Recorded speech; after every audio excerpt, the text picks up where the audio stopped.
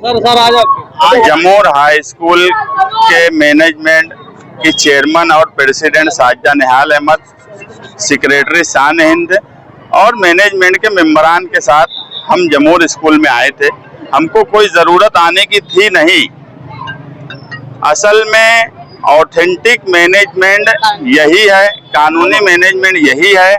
इससे पहले सिर्फ ये हुआ कि हमारे अंजुमन की जमोर की एक लेडीज टीचर को प्रभारी बोल के 1 सितंबर तक साइनिंग अथॉरिटी दी गई, वो अपना काम करे। मगर कुछ लोग उस साइनिंग अथॉरिटी से गांव शहर में ऐसा माहौल बना रहे थे कि कोई मैनेजमेंट का फैसला करके आए, जबकि उन्होंने जो पुलिस को पेपर से दिया वो ब्लर करके दिया, यानी छुपा के दिया। उनके पेपर पे ही लिखा हुआ है कि this document has been provided on the basis of document available on record limit does not authenticate genuineness of document।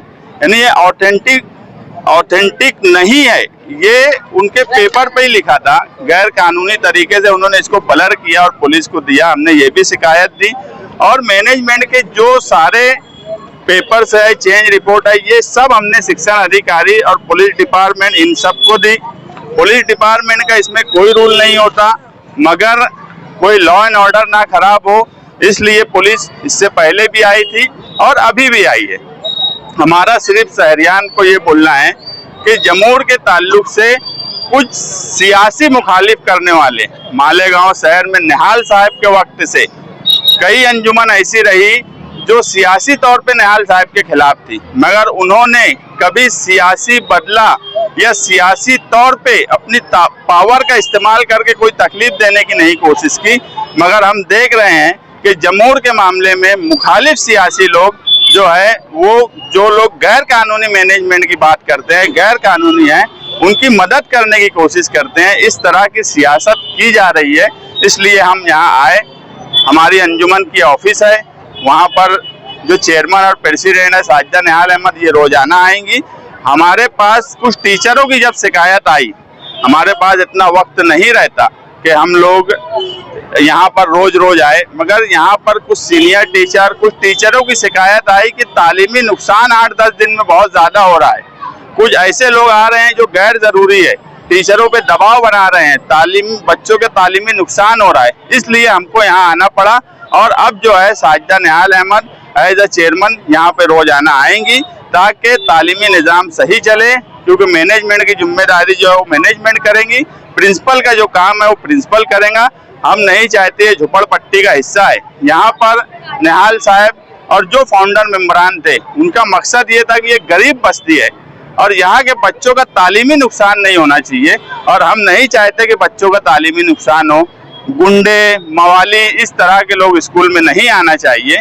हम लोग जो मैनेजमेंट के लोग हैं ऑथेंटिक, वही लोग स्कूल में आया जाया करेंगे। और कोई मैनेजमेंट का मामला इससे पहले जो बोला गया वो एकदम बोगस बात थी। कोई उनके पास अधिकार नहीं है, कोई कानूनी हैसियत उनकी नहीं है। मैनेजमेंट का झगड़ा कब होता कि मैनेजमेंट का झगड़ा आप समझ लो, इश्तियाक अहमद, निहाल अहमद, ये और साजिदा निहाल अहमद, इनकी चेंज रिपोर्ट का मैनेजमेंट का झगड़ा था, ये बात बराबर है। वो चैरिटी कमिश्नर में है। मुश्ताक अहमद निहाल अहमद जो है, हमारे मुश्ताक भैया, वो ऑथेंटिक मेंबर भी नहीं है। जो आदमी मेंबर ही नहीं है वो चेयरमैन हो सकता है क्या? एक सोसाइटी जो अपन महल्ले की रजिस्टर करते ना, उसमें भी मेंबर लगता बनने के लिए। इन्होंने सिर्फ चैरिटी में एक एप्लीकेशन दाखिल किया। एप्लीकेशन तो ऐसा है कि इखलाक भाई भी अगर एक एप्लीकेशन देंगे कि मैं जमूर का चेयरमैन है, तो वो टपाल में ले लेंगे, वो तो बाद में देखें ना इखलाक भाई मेंबर है कि नहीं है। तो ये ऐसी बात है। मुश्ताक अहमद, मुझे मुश्ताक भैया का कोई ऑथेंटिक अधिकार मैनेजमेंट का नहीं है, इसलिए मैनेजमेंट का झगड़ा ही नहीं है। नहीं, देखो साइनिंग अथॉरिटी 1 सितंबर तक उनको दी गई है, 1 जून से 1 सितंबर।